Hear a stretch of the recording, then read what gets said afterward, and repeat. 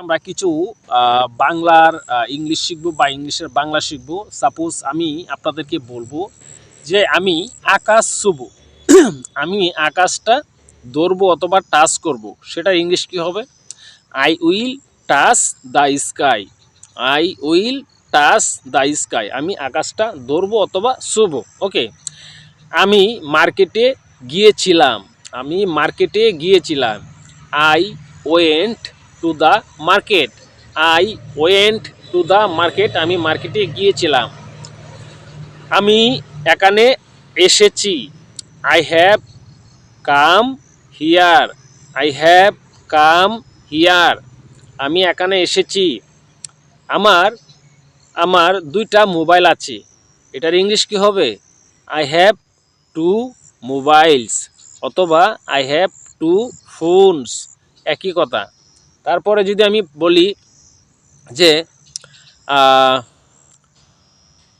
আমি অসুস্থ, I am sick অথবা I am ill. I am sick এটাই বেটার হবে। আই এম সিক, আমি অসুস্থ। আমি আজকে বাজারে যেতে পারবো না।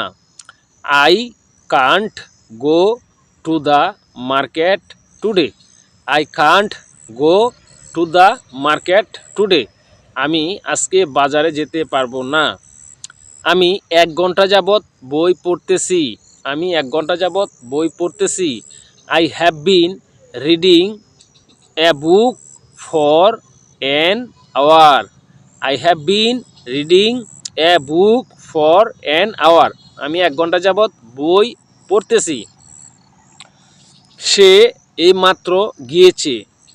হি অথবা শি হ্যাজ গন। শি অথবা হি হ্যাজ গন। সে এইমাত্র গিয়েছে। আমি যেতে থাকবো। আমি যেতে থাকবো।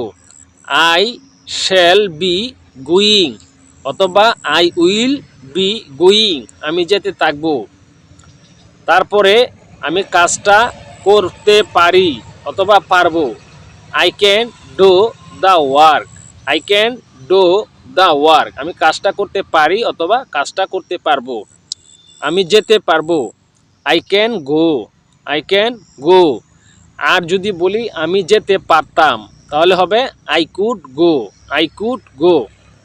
তাহলে আমি যেভাবে বলতেছি আপনারা ভিডিওটা বারবার দেখবেন। বারবার ভিডিওটা দেখার পরে আমি যেভাবে ইংলিশের ইংলিশটার বাংলা করে দিচ্ছি বা বাংলাটার ইংলিশ করে দিচ্ছি, এভাবে কিন্তু আপনারা প্রতিদিন মুখস্থ করে ফেলবেন।